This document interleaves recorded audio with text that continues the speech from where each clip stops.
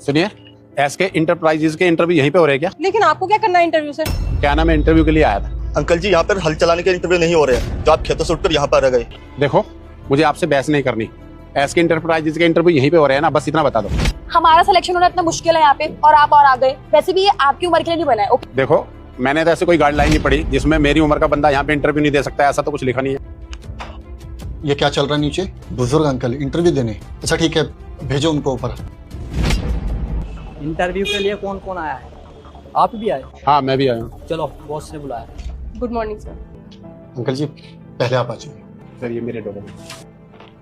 आपने तो सिर्फ 10th की हुई है, मैंने 10th की हुई है। पहले आपने कंपनी की गाइडलाइन नहीं पढ़ी। हमें ग्रेजुएटेड पीपल को नौकरी कैसे दे सकते हैं? तो ना जॉब की बहुत आवश्यकता है। मैं समझ सकता हूँ, और मेरी कंपनी में जो भी वैकेंसीज खाली है उसमें डिग्री मस्ट है। अच्छा, क्या मैं जान सकता हूँ कि आपको इस उम्र में जॉब क्यों चाहिए? मैं पैसे से किसान हूँ और मेरे पास 30 बीघे जमीन थी गाँव में। मैंने बैंक से कुछ लोन लिया था, चुका नहीं पाया और बैंक ने मेरी जमीन पे कब्जा कर लिया, तो इसलिए मुझे नौकरी करनी पड़ रही है बेटा। लेकिन आपके बच्चे तो होंगे ना? और मेरा बेटा कनाडा में जाकर के सेट हो गया। उसने मुझसे तब तक ही मतलब रखा जब तक मेरे पास जमीन थी और मैं पैसा भेजता रहता था। अब तू ही बता बेटा, पेट पालने के लिए कुछ ना कुछ तो करना पड़ेगा। आई कैन अंडरस्टैंड, लेकिन जॉब नहीं दे सकता, सो आई एम सॉरी। कोई तो आपकी कंपनी में ऐसा काम होगा जो मैं कर सकूं। सर, आप एक काम कीजिए, कुछ सवालात आप मुझसे कीजिए और अपने इन एम्प्लॉइज से। अगर मैं आपकी शर्तों पे खरा ना उतरा ना, मैं खुद चला जाऊंगा यहाँ से। ठीक है, मैं आप सभी को एक टास्क देता हूँ। लेकिन सर, आपने तो हमारी डिग्री चेक ही नहीं करी है।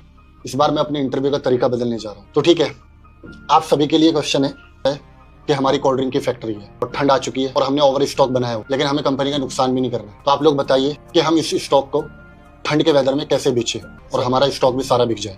इस माल को बेचने के ना मेरे पास 2 तरीके हैं। 2 तरीके? ठीक है, बताइए। कि अगर आप पर एक्सपोर्ट करने का लाइसेंस है तो हम अपने माल को आउट ऑफ कंट्री माल बेच सकते हैं। दूसरा तरीका यह है, अपने माल को कम दाम पे बेच देना चाहिए। अंकल जी, बुढ़ापे में दिमाग खराब हो गया है क्या? अगर हम स्टॉक कम दाम में बेचेंगे तो हमारा लॉस नहीं हो जाएगा? बिल्कुल सही कह रही है लड़की, अगर हम कम दामों में बेचेंगे तो हमारा तो घाटा हो जाएगा।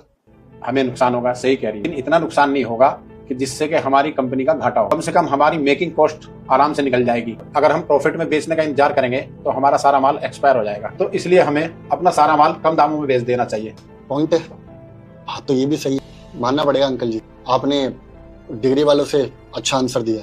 दोस्तों, इस कहानी से हमें मूल संदेश यही मिलता है कि मुश्किलों के बाद भी इंसान की जिजीविसा और अनुभव काफी मायने रखते हैं। साथ ही ये भी दिखता है कि असली कीमत किसी की योग्यता और अनुभव में होता है। सही है, तजर्बा मायने रखता है। देखो अंकल जी, मेरे यहाँ पर जो वैकेंसीज खाली थी उसके लिए डिग्री तो चाहिए। आप मेरी बाप की उम्र के हो और आपके पास तजर्बा मुझसे भी ज्यादा है, तो मुझे तजर्बे की बहुत जरूरत है। ये स्टोरी अच्छी लगी तो हमारे वीडियो को लाइक एंड सब्सक्राइब जरूर करें।